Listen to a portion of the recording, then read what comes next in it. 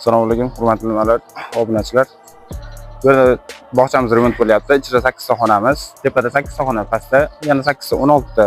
Hammom, tualet, dushlar, hamma narsa bo'lyapti. Hozircha remontga ketyapti hamma. Oshxona, hamma narsalarimiz remontda xudo xolasa. Alloh o'tib bilan hamma narsa bo'lyapti. Bolalar xavfsizligi uchun. Bu tomonda ham qurilishlarimiz ketyapti. Bolalar maydonchasi bo'lyapti. Oshxonalarimiz orqa tomonda bityapti.